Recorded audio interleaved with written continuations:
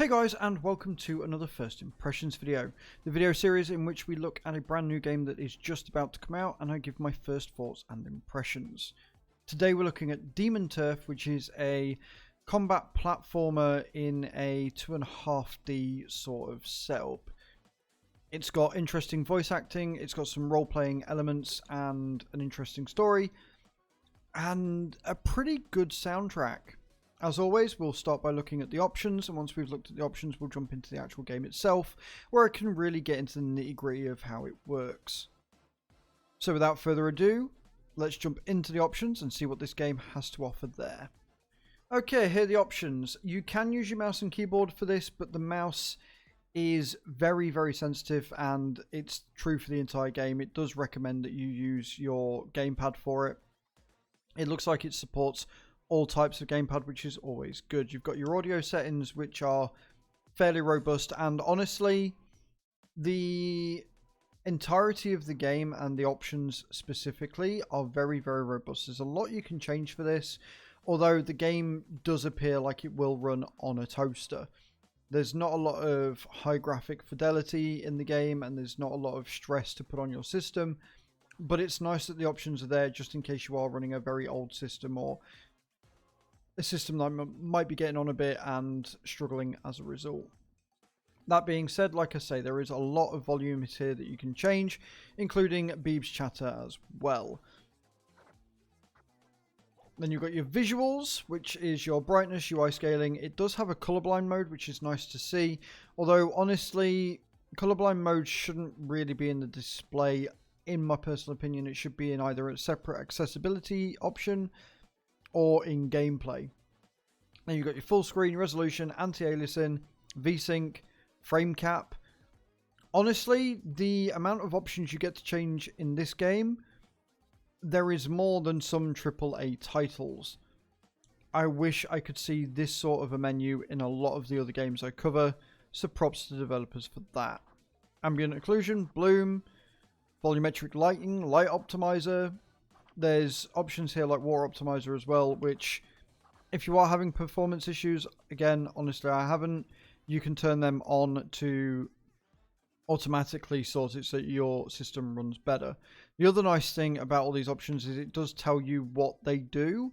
A lot of games just have them as set to full, high, low, standard, whatever, but don't explain what they do. And if you're new to PC gaming, or if you've just got a new PC and you don't know what each thing does and whether it's going to affect the performance too much or not, it's nice to see that they explain a little bit what they do.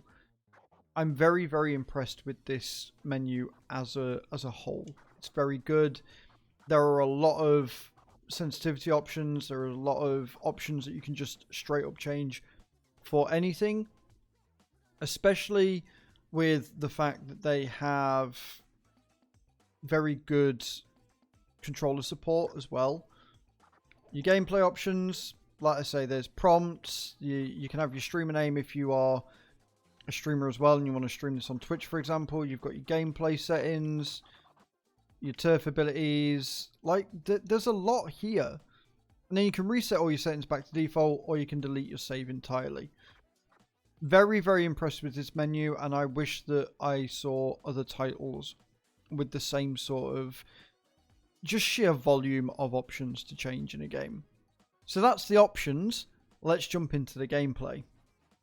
Alright, we're in the game. This is your house, your first house. I'm not entirely sure if you can gain new areas like this where you basically start from, and you can talk to your little buddy here.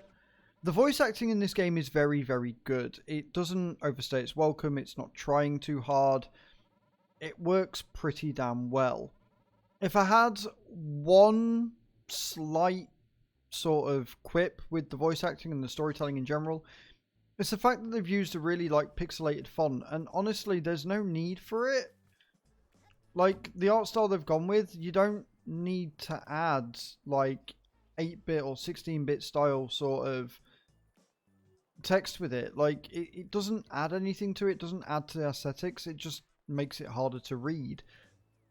There are a ton of different fonts that they could have used instead, but that is a very subjective thing, and it is very much a me thing. down to the gameplay. This is a platformer. I'm currently in like a free area before we get into the actual platforming bit itself, just to show you the sort of art style that is available on this game. I really like it. I don't quite get this whole like 2D, 3D thing. It's really weird and the camera angle's a bit odd, but it kind of works for the game itself. It makes you think about what you've got to do next. We are going to see some story bits here, so spoiler alert.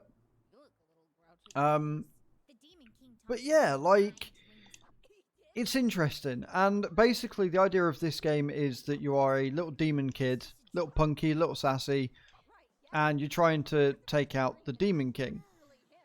So you've got to go over and take out all the little demon turfs, claim them for your own, do it in a set amount of time, and get towards the Demon King and kick his ass. You have combat in this game, although it's very simplistic. You have a lot of platforming to do. You've got tons of different jumps that you can perform, different combat moves, stuff like that. You've got different areas that you've got to scale. You've got wall jumping. You've got a lot. You've got a lot to do in the game, and it packs it in a nice little package.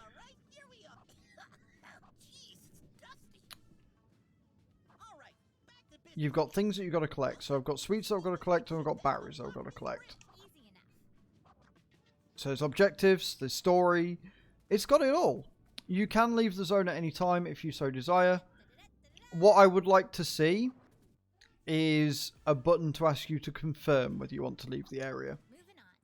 Because as it is, if you just do what I just did and walk towards it, it just instantly transfers you, which is less than ideal. I would like to see a confirm button added for that. But let's go. Let's jump into this and see how we do. That didn't work. I died. So I'm going to find my way across. I don't quite know how I'm going to do that. So it starts out pretty difficult straight off the bat. But we're going to try again. Nope. I've got an unscalable wall. Great. Fantastic. Charge up my punch. See if that does anything. It does not. Rolling doesn't work either. I don't know whether I'm just... I don't know whether I'm just straight up not doing it right. It could be that. This is quite the difficulty spike from the tutorial, guys. I'm not going to lie. It'd help if I went to the right area, huh? Instead of just trying to jump over something that you're not supposed to jump over. Maybe if I went to the actual level, that would help. I'm a pro tester. I'm not a pro gamer, clearly. So, now we're in the actual game. Let's try this again. I'm going to leave that in there because it was funny. So, you've got your double jump. You've got your spin jump, which you can lead into a double jump. You've got a search as well. So, you push in your left thumbstick and it will search for items and sweets and stuff that you can use. There are a ton of actual tips and stuff that will show you what you can do and give you little hints and reminders on the way round.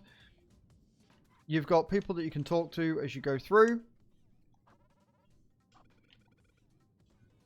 That doesn't really help you with anything. I don't know if there's going to be any key like interactions or something that might give you a bit of a hint, maybe.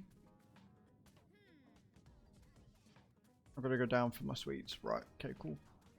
Not down there, though.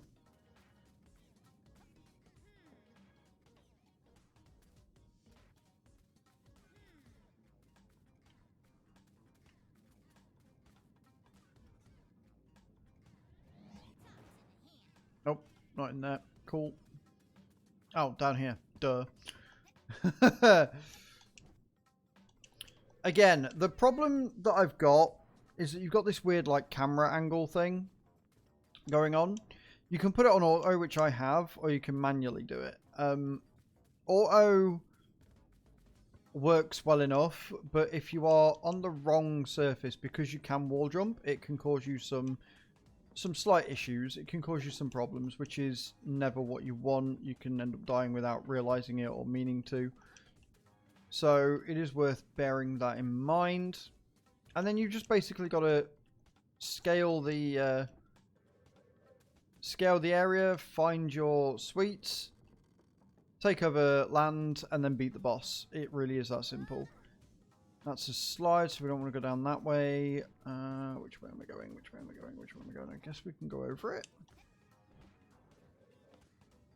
Like so. And then over here. Go. Make sure there's no... Yeah, no, it's up there. Cool. But yeah, as a platformer, it's functional. It's challenging enough. It doesn't hold your hand whilst also holding your hand. So it doesn't tell you where you need to go, but it tells you what you need to do once you've been there. Which is why I tried jumping an unscalable canyon when we first started. I very much like this game. I think this game is a lot of fun. It's pretty suitable for most areas. The combat, like I say, is very simple. You've got a number of different moves that you can do in order to try and beat them.